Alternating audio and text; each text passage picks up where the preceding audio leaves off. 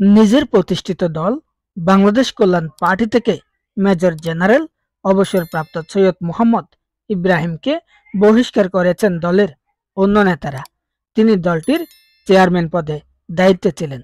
রবিবার 10 ডিসেম্বর বাংলাদেশ কল্যাণ পার্টি থেকে গণমাধ্যমে পাঠানো এক বিবৃতিতে একথা জানানো হয়। সৈয়দ মোহাম্মদ ইব্রাহিমকে বাংলাদেশ কল্যাণ পার্টির চেয়ারম্যান এবং আব্দুল আওয়াল মামুনকে মহাসচিব পদ থেকে বহিষ্কার করে নতুন কমিটি গঠন করা হয়েছে। দলের ভাইস চেয়ারম্যান শামসুদ্দিন পারভেজকে নতুন কমিটির ভারপ্রাপ্ত চেয়ারম্যান ও যুগ্ম মহাসচিব মোহাম্মদ আবু হানিফকে ভারপ্রাপ্ত মহাসচিব করা হয়েছে। 41 সদস্য বিশিষ্ট কল্যাণ পার্টির নতুন কমিটিতে 5 জন ভাইস চেয়ারম্যান, 1 জন অতিরিক্ত মহাসচিব, 8 জন যুগ্ম মহাসচিব, 6 জন সহকারী মহাসচিব ও 19 জন সদস্য করা হয়েছে। নতুন কল্যাণ পার্টি বিএনপির নেতৃত্বে যুগপৎ আন্দোলনে থাকা সমমনা 12 দলীয় জোটের সাথে রাজপথে থাকবে।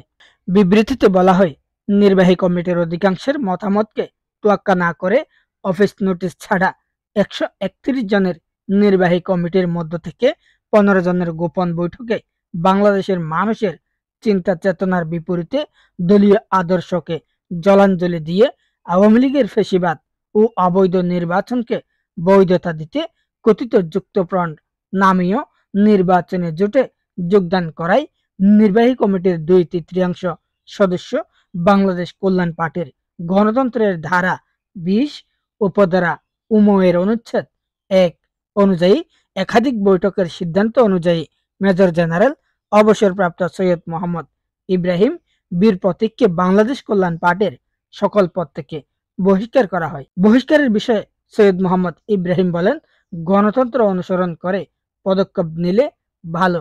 তারা 12 দলীয় জোটের সঙ্গে থাকলে কোনো সমস্যা নাই।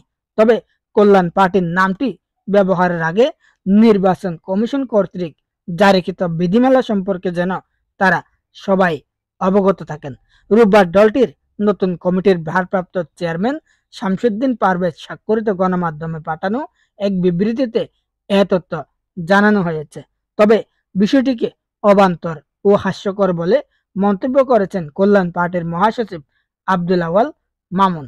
তিনি বলেন, কল্যাণ পার্টির নির্বাহী ক্ষমতা দেয়া আছে চেয়ারম্যানকে, তাই চেয়ারম্যানকে বহিষ্কারের ক্ষমতা অন্য কারো নেই এবং যদি করতে হয় দলের কার্যনির্বাহী সংসদের সবাই সংখ্যাগরিষ্ঠ সদস্যের মতামতের ভিত্তিতে সিদ্ধান্ত গ্রহণ করতে হবে। তাই এ বহিষ্কার অগঠনতান্ত্রিক শুধু নয়, হাস্যকরও বটে।